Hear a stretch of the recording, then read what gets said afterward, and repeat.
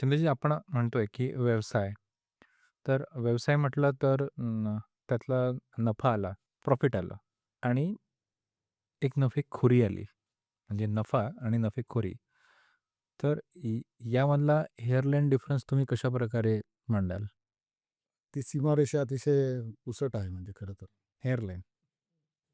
तर त्यामुळे अ, नफा कमवता आम्ही नफेखोरी केव्हा करायला लागलो हे कळण्याची शक्यता नाही. कारण पैसा ही गोष्टच तशी आहे. हं, त्यामुळे आम्ही कॅपिटलिझमच्या प्रभावात जर नसू हं. आणि आम्हाला एक उपकाराची जाणीव, की मी हा जो पैसा कमवतोय, हा कुणाकुणामुळं कमवतोय, याची जर जाणीव आम्हाला असेल, तर ते परस्परावलंबन हे आमच्या लक्षात असेल आणि मग आम्ही नफेखोरीकडे जाणार नाही. म्हणजे उदाहरणार्थ मी जर शेतकरी आहे, तर मला लागणाऱ्या गोष्टी म्हणजे हे पीक समजा ज्वारीचं पीक आहे. तर ज्वारी उत्पादन करण्यासाठी मला समजा 25 पोती ज्वारी झाली. तर ही 25 पोती ज्वारी उत्पादन करण्यासाठी मला कुणाकुणाची मदत झाली आहे. हं. तर पूर्वी बार्टर होतं. म्हणजे तो यायचा, मजुरी करायचा, मग त्याला चारा पाहिजे, चारा दिला, ज्वारी पाहिजे, ज्वारी दिली. तो म्हणायचा, "नाही, मला जरा अजून ह्या गोष्टी पाहिजे." तर काय ते पण दिलं जायचं. परंतु पैसा ही गोष्ट त्यावेळेला नव्हती. पण आज पैसा ही गोष्ट सर्वांना आवश्यक झालेली आहे. म्हणजे आज ज्वारी देऊन किंवा चारा देऊन तुम्हाला फोनचा रिचार्ज किंवा पेट्रोल मिळणार नाही आहे. तुम्हाला करन्सीच पाहिजे. तर त्यामुळे आज ती पद्धत येणार नाही. बरोबर आहे.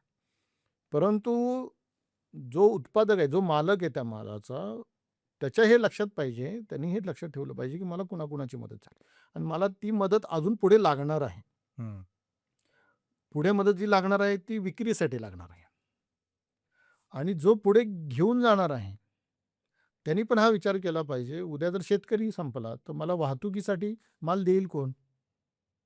बरं. वाहतूकदार तिथं जिथे माल देणार आहे, म्हणजे बऱ्याच ठिकाणी नफेखोरी करता, नफा कमवता वाहतुकीचं भाडं घेता खोट्या बिल सांगून, म्हणजे पट्टी सांगून, समजा ज्वारीला दर मिळाला आहे ₹22 समजा, तर सांगायचं किती? तर ₹25 कमी मिळालं असं सांगायचं आणि त्या पद्धतीनं शेतकऱ्याकडनं जास्त पैसे घ्यायचे. असा जो काही विषय होतो, म्हणजे समजा पैसे झाले असतील, मिळाले असतील, तिकडनं पट्टी जी आहे, ती ₹7,000 ची पट्टी झाली आहे. ते ₹7,000 शेतकऱ्याला मिळाले पाहिजे. परंतु तो सांगतो, की नाही मिळालेत किती 5,000. हे ₹22 दर मिळालाय, पण तो सांगतो किती ₹20, हं, हं, ₹18. हं, हं. असं वाहतूकदार करतात. हे अनुभव आहेत शेतकऱ्यांचे. विशेष करून भाजीपाल्यामध्ये. कारण तिथून मुंबईला भाजीपाला वाशीला न्यायचा आहे, उलटीकडेला न्यायचा आहे. मग त्याच्यामध्ये अशा पद्धतीचा विषय करणारे काही लोक आहेत, सर्व नाही आहेत. अनेक जण प्रामाणिकपणे करणारे लोक आहेत आणि तीच सिस्टम आपल्याला पाहिजे आहे याच्यामध्ये, की नाही तर त्यांना ही जाणीव असते, की शेतकरी असेल तर आम्हाला हे ह्याच्यामध्ये जगता येईल आणि पुढे जाऊन जो घेणार आहे होलसेलर, तर शेतकऱ्यामुळे आणि या वाहतूकदारामुळे मला हा माल मिळाला आहे विक्रीसाठी. त्यांनी त्याच्यामध्ये स्वतःचा शेअर ठेवायचा. पुढे किरकोळ विक्रेत्याला विकायचं. किरकोळ विक्रेत्यांनी ग्राहकावरती तो अवलंबून आहे, की त्याला मला चांगलं द्यायचं आहे. हं. नाही की मी शिळं दिलं किंवा त्याला काहीतरी इंजेक्शन मारून किंवा त्याला ताजं करून केमिकल फवारले, की आज भाजी ताजी होते. तसं मला द्यायचं आहे का? मग त्याचं आरोग्य उद्या तो टिकलाच नाही तर काय होणार? तर हे सगळं म्हणजे मी एका ठिकाणी गेलो होतो तिथं मोसंबी उगवली जाते मोठ्या प्रमाणात मोसंबीचं उत्पादन घेतलं जातं. त्या गावात मी सगळ्या ग्रामसभेला विचारलं, की ही मोसंबी आपण आपल्या घरी खातो का? पाहुणं आलं तर त्याला आपण मोसंबी देतो का? तर ग्रामसभेमध्ये कोणी हात वर नव्हता केला. तर हे जे काही आलेलं आहे, नाईलाज आहे त्यांना पण कारण उत ती मोसंबीचं झाड सांभाळा, ते आलेलं उत्पादन सांभाळा, ते केमिकल फवारल्याशिवाय ते फळ तिथं टिकतच नाही. आणि मग त्याच्यासाठी काय लागेल, तर गावातल्या सर्वांनी एकाने पण वेगळं नाही करता कामा सर्वांनी मिळून विचार केला पाहिजे, की आम्हाला जैविक पद्धतीनं मोसंबी केली पाहिजे. हं, हं, हं. हे शेतकऱ्यांनी सांगितलं तिथल्या. मी त्यांना विचारलं, म्हटलं, "तुम्ही जैविक उपचार का नाही करत?" ते म्हणे, "अहो एकट्या-दुकट्याने करून चालत नाही." कारण मी एकट्याने केली, की तो एक विशिष्ट प्रकारचा डास असतो, कीटक असतो. तो येतो त्याला डंख मारतो. मारलं की फळं गळायला लागतात. मग सगळेजण केमिकल करणार आणि मी जैविक करणार, तर सगळे डास माझ्या शेतामध्ये येतात. कारण त्याचा प्रभाव तेवढा नसतो. मग सगळी फळं मग माझं एकट्याचं नुकसान होतं. सगळ्यांनी जर केलं, तर त्याचा प्रभाव हा सगळीकडे सारखा राहील आणि सगळ्यांना उत्पादन कदाचित कमी येईल, परंतु ते सहज खाद्य हं, हं. म्हणजे ज्याला आपण नैसर्गिक पद्धतीनं बरोबर. उत्पादित केलेलं ऑर्गॅनिक ज्याला म्हटलं जातं, जैविक तर तसं उत्पादन आरोग्यदायी ते असेल, पौष्टिक असेल, शरीराला पोषण देणार असेल. तर हे केव्हा ती पुसटशी रेषा आणि त्याला कारणीभूत केवळ एक व्यक्ती नाही आहे, केवळ शेतकरी नाही आहे, केवळ वाहतूकदार नाही आहे, केवळ पूर्ण इकोसिस्टममध्ये सिस्टमच. हा येस. प्रॉब्लेम तयार झालेला आहे. हं. म्हणून आपण इथे जो इर्जिकमध्ये म्हटलं, की हनी बी अप्रोच तुम्ही ठेवा. म्हणजे असं म्हटलं जातं किंवा अशा पद्धतीचं मांडलं जातं, की मधमाशी ज्या पद्धतीनं प्रत्येक फुलावरचं थोडा परागकण गोळा करते आणि त्याचा संचय करून मध तयार होतं. पण ती मधमाशी त्या फुलाला पूर्ण नष्ट नाही करत. फूल पण टिकलं पाहिजे. फुलाला उद्याच्याला फलधारणा होण्यासाठी तिथे काही ना काही आवश्यक आहे. तर त्या पद्धतीचा निसर्गातला जो पद्धती आहे, हं, हं. मग त्याच्याकडे आपण पाहायचं नाही का? आणि मग आम्हाला विचारशक्ती दिली आहे आणि म्हणून आपण माझ्या सुखासाठी, माझ्या आनंदासाठी मी ओरबडायचं, शोषण करायचं. ही जी प्रवृत्ती आपली तयार झाली कशासाठी? तर पैशासाठी. पैसा नष्ट होणार आहे. पण उद्याच्याला तुम्ही सगळं नष्ट केलं, तर आपण पण स्वतः नष्ट होणार ही जाणीवच थोडीशी नष्ट होत चालली आहे किंबहुना त्याच्यापासून मनुष्य दूर चाललाय ते कळत नाहीये. ते अतिशय सायलेंट अशा पद्धतीनं शांत पद्धतीची ती प्रक्रिया आहे. त्यामुळे ते जाणवत नाही. जशी पृथ्वी फिरते आत्ता सुद्धा. इतक्या गतीने फिरते परंतु आपल्याला जाणवत नाहीये त्यात. पण तसं आपल्याला ही प्रक्रिया होते. आपण त्याच्यात कधी शिरलो म्हणून ते जी लाईन आहे ना, ती अतिशय थिन लाईन आहे. आणि म्हणून व्यवस्था निर्माण करताना परस्परावलंबन असं आहे, की अनेक समाज असे आहेत आपल्या इथं. जसं जैन समाजाचं उदाहरण दिलं जातं, की ते एकमेकाला मदत करतात, एकमेकाला मोठं करतात. म्हणजे जर एखादा नवीन उद्योजक असेल, तर त्याला सगळेजण मदत करतील. बिनव्याजी पैसे देतील, त्याला उभा करतील. तर ही जी पद्धत पूर्वी सगळीकडेच होती. पण आता ज्यांच्या लक्षात आलंय, की हे झालं पाहिजे, ते लोकं करतायत. आणि त्यांनी जसं करतायत तसं सर्वांनी केलं. सर्वांनी शहरांनी विचार केला, की आपलं जीवन ग्रामीण भागावर अवलंबून आहे. ग्रामीणांनी विचार केला, की आपण तर मग आपोआप लक्षात येतं. आपण ह्याच्यामध्ये कन्सेप्ट पण इर्जिकमध्ये आणायचा विचार आहे आपला पुढे जाऊन, हं. की आता पुणे घेतलं तर मेट्रोपॉलिटन सिटी आहे. जगातल्या, भारतातल्या किंवा महाराष्ट्रातल्या पण वेगवेगळ्या भागातले लोकं इथे राहतात. बरोबर. तर समजा आपण विदर्भ घेतला किंवा मराठवाडा घेतला, तिकडचे लोकं राहणारे काही ठिकाण आहेत. हं. म्हणजे जसं आता आपल्याकडे पाहिलं तर इकडे येरवडा किंवा हा जो भाग आहे किंवा पिंपरी चिंचवड, इकडे खानदेश, मराठवाड्यातले लोकं जास्त. बरोबर. तुम्ही पश्चिम महाराष्ट्रात गेले सिंहगड रोड किंवा हे कात्रज वगैरे भाग इकडचे लोकं जास्त. तर ते एरिया त्यांचं मूळ कुठलं आहे? मग लातूर जिल्ह्यातल्या लोकांना लातूर जिल्ह्यातला माल खायला मिळेल का? कारण आपण जिथं जन्माला आलेलो असतो ना, ज्या भागामध्ये तिथलं अन्न जर आपण खाल्लं तर आपण आरोग्यदायी राहतो असा एक कन्सेप्ट पण आहे. कारण त्या मातीशी आपले जीन्स नाळ आणि पिढ्यानपिढ्या आहे ना. तर त्यामुळे ते जर अन्न मिळालं, आता आपण कुठलं अन्न खातोय आपल्याला काहीही माहिती नसतं. म्हणून मग अगदी क्यूआर कोड सिस्टम आता आंब्याचा व्यवसाय केला तर त्याच्यामध्ये आपण हा आंबा कुठला आहे, हे तुम्हाला कळू शकतं. तर आज ती टेक्नॉलॉजी आली. पूर्वी माणसाकडे बघून, की अमोलजी आहेत तर अमोलजींकडे पण अमोलजी कुठले आहेत तर अकोल्याचे तर तिथला मी अकोल्याचा आहे. तर मला ते माझ्या घरचं अन्न असल्यासारखं, माझ्या गावाकडचं असल्यासारखं वाटतं. तर या पद्धतीनं ही इर्जिक जर झाली, तर तिथल्या लातूरच्या शेतकऱ्याला वाटेल, की माझा लातूरमधला बांधव भले रक्ताचा नाही आहे, पण जिल्ह्यातला माणूस हा शहरात राहतो, त्याला मी माल पाठवतो, तो व्यवस्थित पाठवला पाहिजे मी. व्यवस्थित उत्पादन केलं पाहिजे आणि योग्य दरच मी घेतला पाहिजे. जो ग्राहक आहे त्याला वाटेल, की हो तिथल्या जो शेतकरी आहे ना, त्याला हा पैसा जाणार आहे. माझ्या जिल्ह्यात पैसा जाणार आहे. आज हे नातंच तुटलेलं आहे पूर्णपणे. तर ते त्या पद्धतीनं तो विचार करेल, की नाही मग थोडे जास्त तो बार्गेनिंग नाही करणार. तो त्या योग्य त्याचा मूल्य देईल. शेतकरी पण विचार करेल, उत्पादक पण विचार करेल, की मला जास्त नाही घ्यायचा ना, पण मला पुढच्या वर्षी पण तोच ग्राहक आहे कारण. आणि या दोघांना जोडणारी जी काही सिस्टीम आहे, सप्लाय सिस्टीम, वाहतूक व्यवस्था, त्यांनाही वाटेल की अरे हे जर काय दोघंही टिकले, तर दोघं टिकले तर व्यवसाय टिकणार आहे आणि मलाही सातत्याने कायमस्वरूपी. मिळत राहणार. मग अशा पद्धतीचं एक उदाहरण आपण घेतलं. तर ही एक इकोसिस्टम आपण लातूर जिल्ह्याची पाहिली.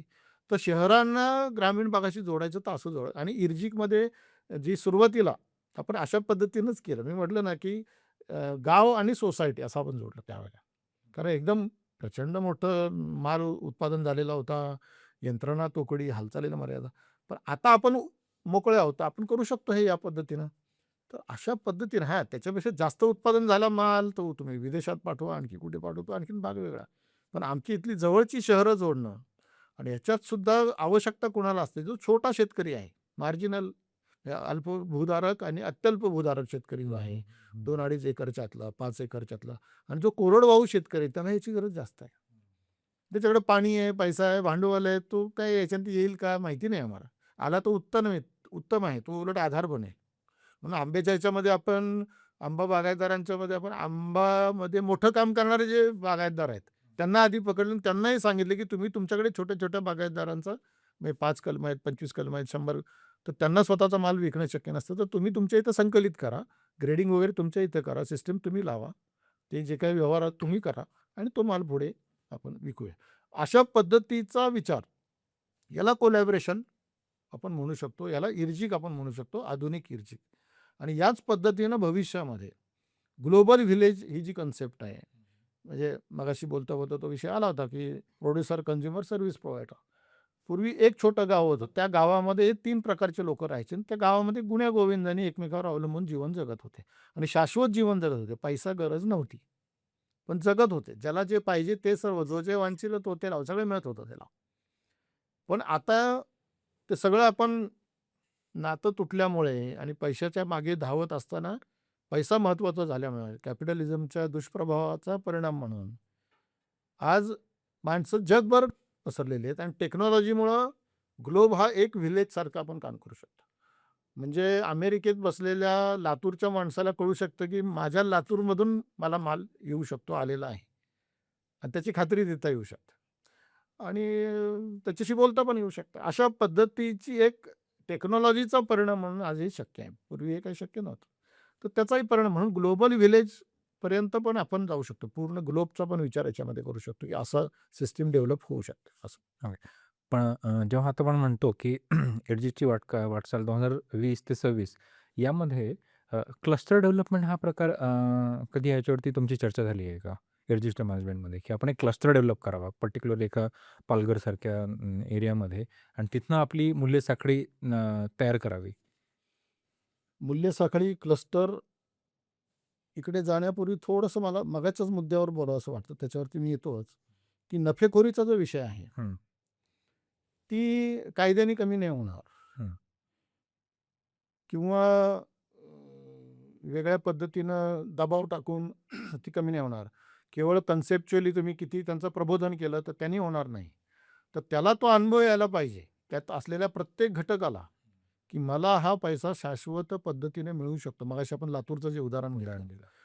तर त्यातल्या प्रत्येक घटकाला वाटलं पाहिजे, ग्राहकाला वाटलं पाहिजे, की मला हा माल सातत्याने मिळेल, योग्य दरात मिळेल.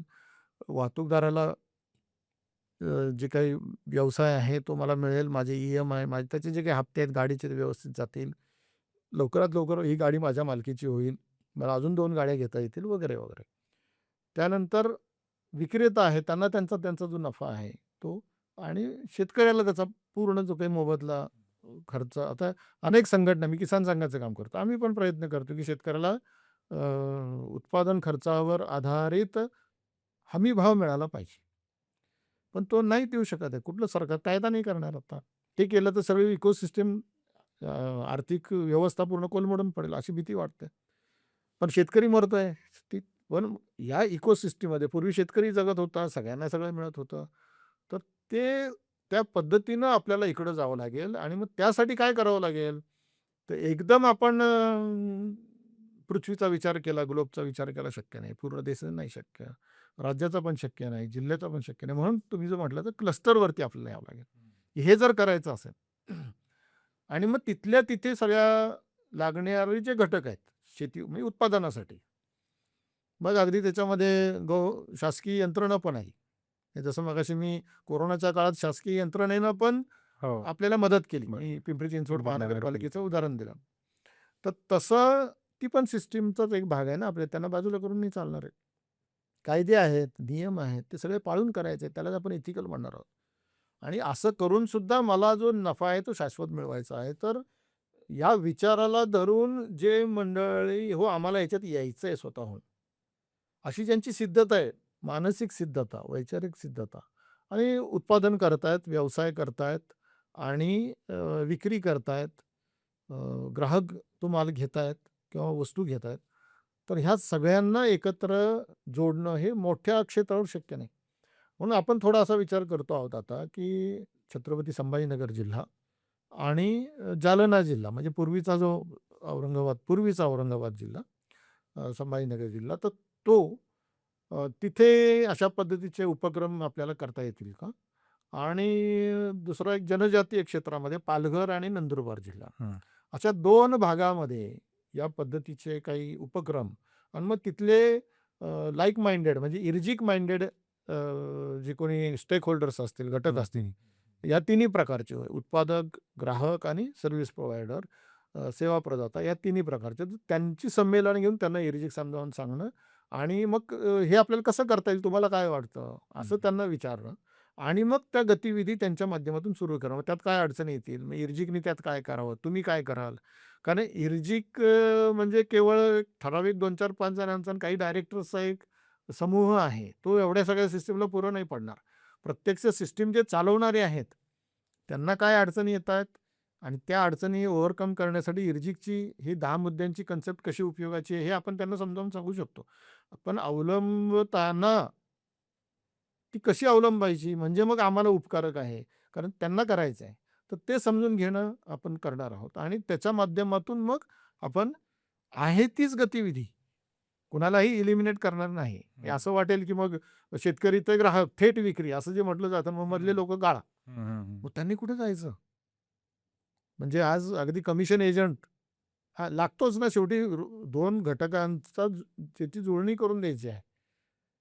तर आज त्याला असं वाटतं, की मला ते नफेखोरी म्हणजे जास्त कमिशन मिळवायचं आहे, कारण हं, त्याच्या हं. गरजा वाढलेल्या आहेत. हं, हं, हं. ते कॅपिटलिझमचा प्रभाव आहे. मग आता त्याच्यात न जाता त्याला जर कळालं, की नाही मला सातत्याने मिळत राहील, तर मी उद्यासाठी लागणार आज घेऊन घ्यायची गरज नाहीये आणि त्यासाठी मी नफेखोरी करायची गरज नाही. कुणालाही सगळ्यात आवश्यक काय असतं, की मी रात्री शांतपणे झोपलो, झोप शांत लागली आणि दुसऱ्या दिवशी मी फ्रेश उठलो. शेवटी त्याच्यासाठीच चाललेलं आहे. आणि मग ते केव्हा होतं, जेव्हा मी कुठलीही दिवसभरामध्ये चुकीची गोष्ट केलेली नाही. माझ्या स्वार्थासाठी का होईना. तेव्हाच त्याला ती शांत झोप लागते. नाहीतर सर्वांनाही माहिती असतं नफेखोरी करणाऱ्यांना, की मी हे चुकीचं केलेलं आहे.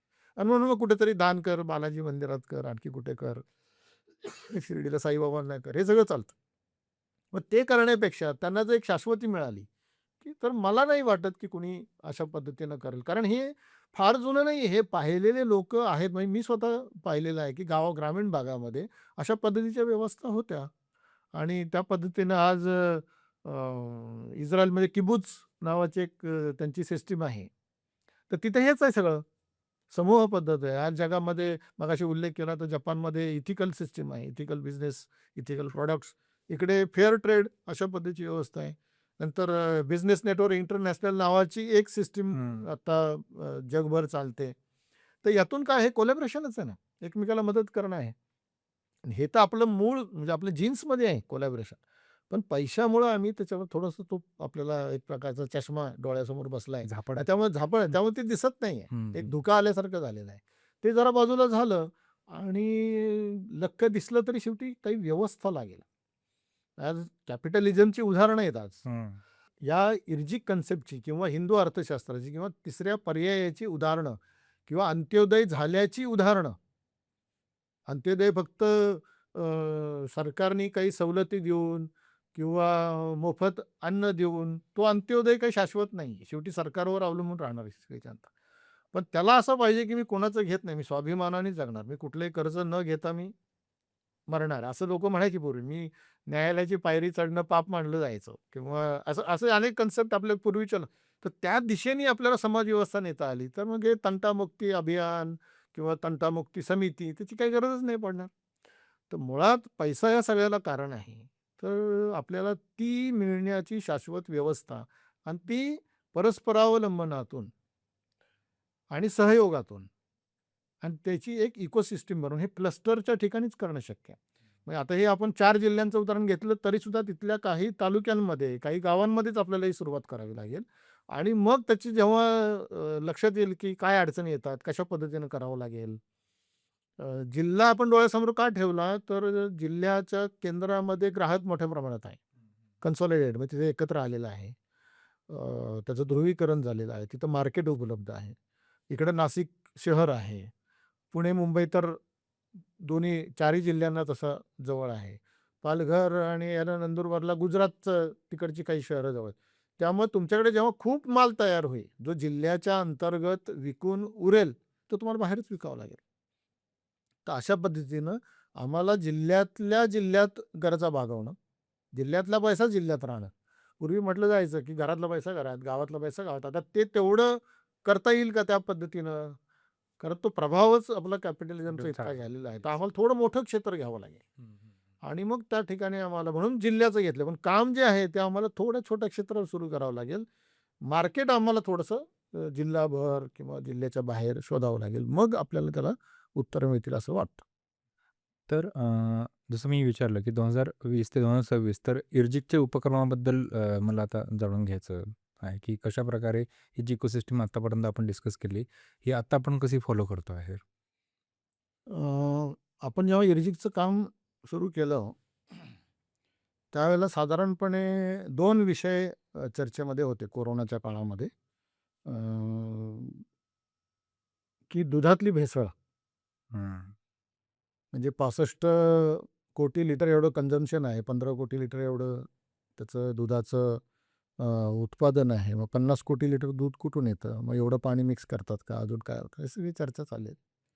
आणि दुसरा एक विषय आला तो म्हणजे खाद्यतेलाचा विषय.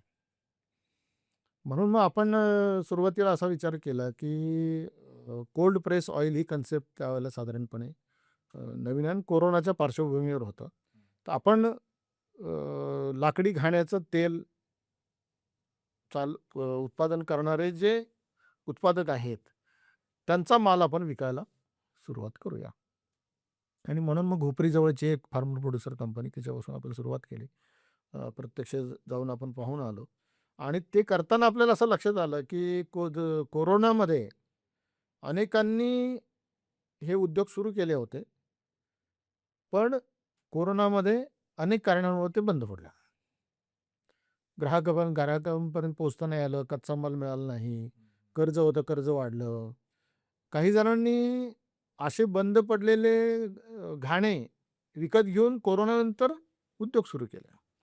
मग त्यातल्या जयसिंगपूरचे जे ब्रह्मात्मा तेल उत्पादक आहेत, तर त्यांचं आपण तेल विकायला सुरुवात केली. सगळ्यात मोठं आपण काम त्यांच्याबरोबर केलं. आणि मग आपण करता आज आपली स्थिती अशी आहे, की महाराष्ट्रामध्ये एक लाकडी तेल घाणा संघ आहे महाराष्ट्र राज्य स्तरावरती. त्यांच्याबरोबरच्या कोलॅबोरेशनमध्ये आपण 50 लाकडी तेल घाण्याचे उत्पादक आपल्या संपर्कात आहेत आणि त्यांना आपण मदत करू आणि त्यातल्या अनेकांनी असं म्हटलं, की आम्ही इर्जिक बरोबर आहोत म्हणून आम्ही टिकलो आणि पुढे टिकून राहू. म्हणजे ब्रह्मत्वाचं म्हणणं. बरं ते आपलं म्हणणं असं नाही, की तुम्ही इर्जिकच्या माध्यमातूनच विका. आता इर्जिक म्हणजे इर्जिक स्वतः विकत नाही. इर्जिक फक्त ग्राहक मिळवून देतं. हं. फॅसिलिटेटर. फॅसिलिटेट आपण करतो. म्हणजे कुणाला असं वाटेल ऐकणाऱ्या श्रोत्यांना, की आपण विकतो. आपण विकत नाही. आपण फक्त उत्पादक आहे, ग्राहक आहे, ग्राहकांचं प्रबोधन करतो. आपण तेही काम मोठ्या प्रमाणात केलं, की कोल्ड प्रेस ऑइल का खाणं आवश्यक आहे. हं, हं, मग हं. नाही मग त्याचा धूर होतो. मग ते तेल महाग आहे.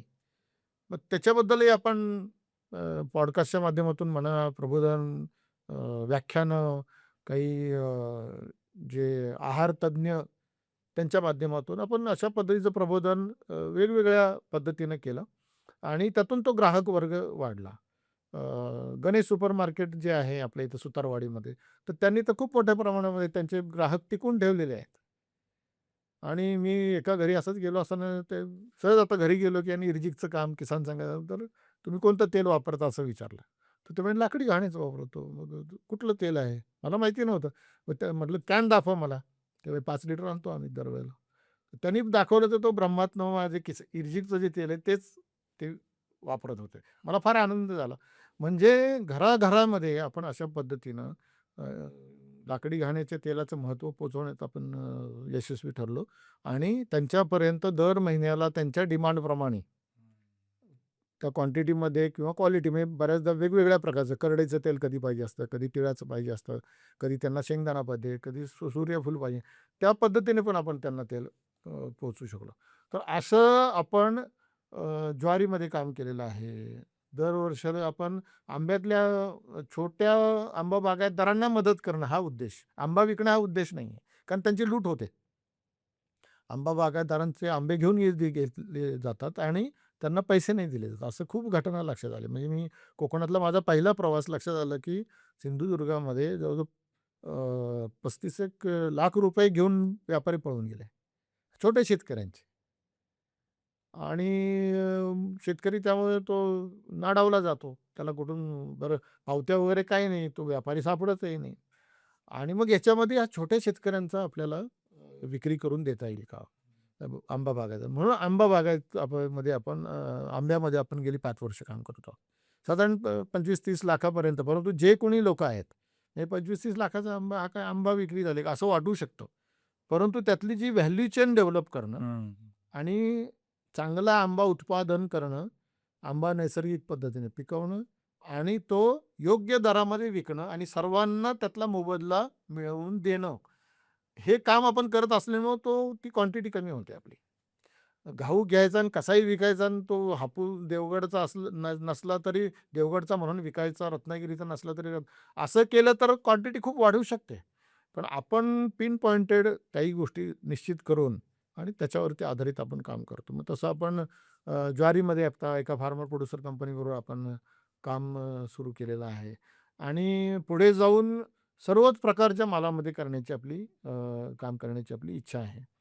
अ, काही शाश्वत ज्यांना व्यवसाय रोजगार करायचा आहे, अशा तरुणांसाठी फळं विक्री वर्षभर हं. सीझनल फळं विक्री.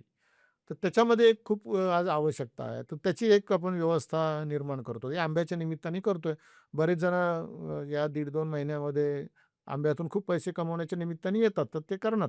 परंतु त्यातले काही जणांची इच्छा अशी आहे, की आम्हाला वर्षभर तुम्ही वेगवेगळी फळं जर देऊ शकलात, तर आम्हाला ते पण करायचं आहे. तर आपल्याला त्या दिशेने जायचं आहे.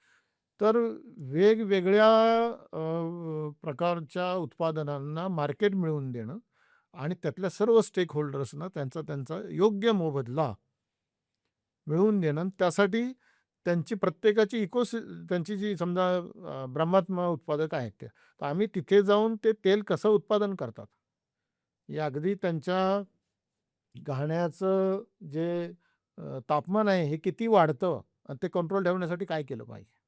इथपर्यंत आपण त्यांना मार्गदर्शन मार्गदर्शन केलेलं केलं. आहे हं. आणि मग ती सिस्टम एकदा सेट झाली, की त्या पद्धतीनं ते चालतं. मग त्या चवीत वगैरे काही फरक नाही पडत. त्यातलं जे पोषण मूल्य आहे त्याच्यामध्ये काही फरक नाही पडत. असं आपण त्यांच्या अगदी आपला प्रयत्न पुढच्या काळात हा पण राहणार आहे, की अशा पद्धतीच्या सर्व लाकडी घाण्याच्या मंडळींना करडई मिळवून देणं. म्हणजे तेल काढण्यासाठी. हं, हं, हं. मग त्यांना सूर्यफूल मिळवून देणं, हं. त्यांना शेंगदाणा मिळवून देणं. मग त्याचे जर दर आपण मर्यादित ठेवू शकलो. बरोबर. कारण त्याचाही आपण गुजरातमध्ये जाऊन अभ्यास केला, की तर त्यांनी सांगितले, की तुम्ही शेंगा घ्या. त्या शेंगा तुम्ही अमुक काळात जर घेतल्या तर तुम्हाला त्या स्वस्त पडतील. त्याचं स्टोरेज करा. मग स्टोरेज करा तर इन्व्हेस्टर आला. मग इन्व्हेस्टमेंट करणारे पण तयार झाले, "हो, आम्हाला चालेल." आणि मग ते आज ज्यावेळेला बाजारामध्ये शेंगदाणे कधीतरी 120 होतात, 130 होतात. तर तुम्ही अशा पद्धतीनं जर स्टोअर केलं तर तुम्हाला ₹90 ₹100 पर्यंत आपण शेंगदाणे लाकडी घाणावाल्यांना देऊ शकतो तेल काढायला. म्हणजे मग तेलाची किंमत तेवढी रुपयांनी कमी झाली. आज ₹350-400 नी जे तेल घ्यावं लागतं, ती किंमत आपल्याला 250-300च्या दरम्यान जर ठेवता आली, तर कुणीही घ्यायला खरं आहे. तयार आहे. अगदी. कारण आरोग्य हा विषय महत्त्वाचा आहे. तर अशा पद्धतीनं आपण त्या विषयातल्या पूर्ण त्याच्या खोलामध्ये जाऊन आणि त्याची पूर्ण आत्ताची असलेली रचना आणि त्याच्यामध्ये कुठे-कुठे काय-काय आवश्यकता आहे हं, हं. आणि आपण काय-काय करू शकतो आणि आपल्याकडे जर ती व्यवस्था नसेल, आपण त्यातले तज्ञ घेऊन, रिसोर्स पर्सन्स घेऊन, तज्ञ त्यांच्या माध्यमातून आपण ती व्यवस्था व्यवस्थित करण्याची किंवा इथिकल करण्याचा प्रयत्न हा करत असतो. ती ती एक लाँग प्रोसेस आहे. म्हणजे ते काही लगेच होत नाही. आता आम्हाला आंब्यामध्ये 5 वर्ष लागले हं, आपल्याला इर्जिकला. हं.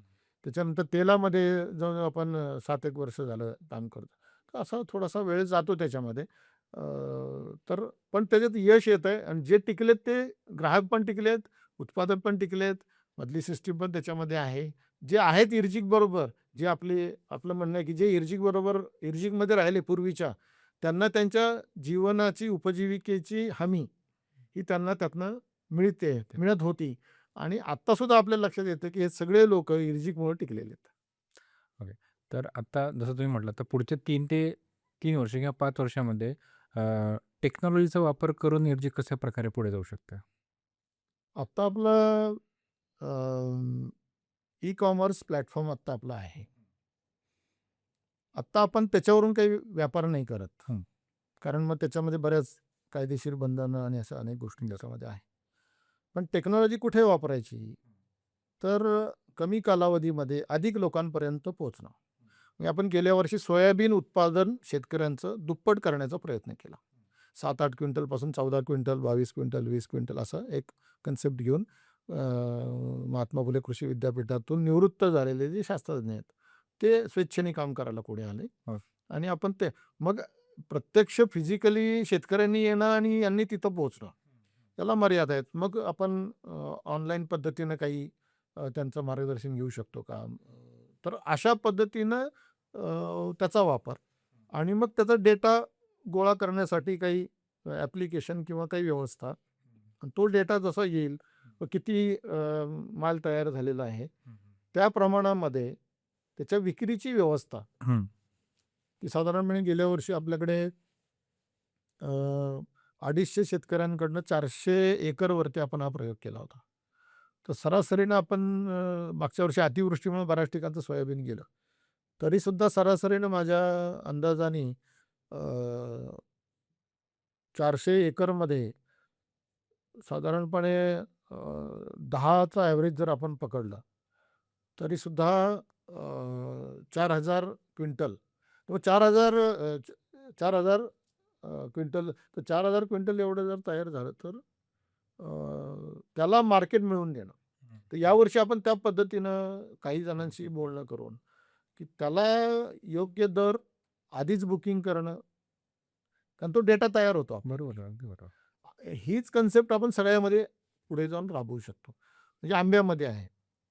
मग आंबा ऑर्गॅनिक पद्धतीने करणारे कोण आहेत? कल्टार मर्यादितपणे वापरून वापरून करणारे कोण आहेत? ते संप्रेरक. केमिकल्स कमीत कमी वापरून करणारे कोण आहेत? खरंच करतायत का तसं? आणि मग हे सगळं आपलं आपल्या समोर डेटा आहे. तर त्या डेटाचा उपयोग करून कुणाचा आंबा केव्हा कसा येईल, त्याचाही आता एक आपला अभ्यास झालेला आहे, की वेंगुर्ल्यापासून वरती जसा उशिरा तो आंबा येत जातो. तसंच क्वालिटीचाही फरक पडतो. किनारपट्टीपासून सह्याद्रीपर्यंत. किनारपट्टीचा आंबा चांगला असतो चवीला, तिथपासून सह्याद्रीकडे. तर हा जो सगळा विचार करून त्याच्यात जी व्हरायटी येते आंब्यामध्ये, अ, पावसाचं कमी जास्त होणं, थंडीचं मध्ये हीट वेव्ह येऊन जाते, त्याचे परिणाम. त्यासाठी मग त्यांना त्या पद्धतीचं मार्गदर्शन काय मार्गदर्शन. हं, करावं? हं. तर अशा अनेक याच्यामध्ये आणि याच्यामध्ये डेटा येणं हा खूप आणि त्यातलं पुन्हा ट्रस्टवर्दीनेस म्हणजे अ, अमुक हा आंबा देवगडचाच आहे. तो क्यूआर कोडचा उपयोग त्याच्यामध्ये आपल्याला करता येतो. ज्यांना शक्य आहे त्यांना जी-आय मानांकनापर्यंत आपण घेऊन जातो आहोत, की त्यांना जी-आय मानांकन मिळालंय समजा देवगड हापूसला, तर ते त्यांना घ्यायला लावून तसा त्याचा उल्लेख त्या ठिकाणी करणं. तर अशा प्रचलित व्यवस्थेमध्ये त्यांना आणणं हे पण आवश्यक आहे. आणि त्यांचं एक प्रोटोकॉल ठरवून जाणं, एक एस-ओ-पी ठरणं, की आंबा उत्पादनाची ही एस-ओ-पी आहे, ज्वारीची ही एस-ओ-पी आहे. तुम्ही असं करत गेला, की तुम्हाला एवढं उत्पादन हां, आता जागतिक हवामानाबदलामध्ये काही गोष्टी कमी जास्त होतील. हं. परंतु हे न करणारा, एस-ओ-पी फॉलो न करणारा जो शेतकरी आहे, त्याच्यापेक्षा याचं उत्पादन 100 वाढणार हे निश्चित आहे. आणि त्याचा अनुभव सोयाबीनमध्ये आपल्याला आलेला आहे.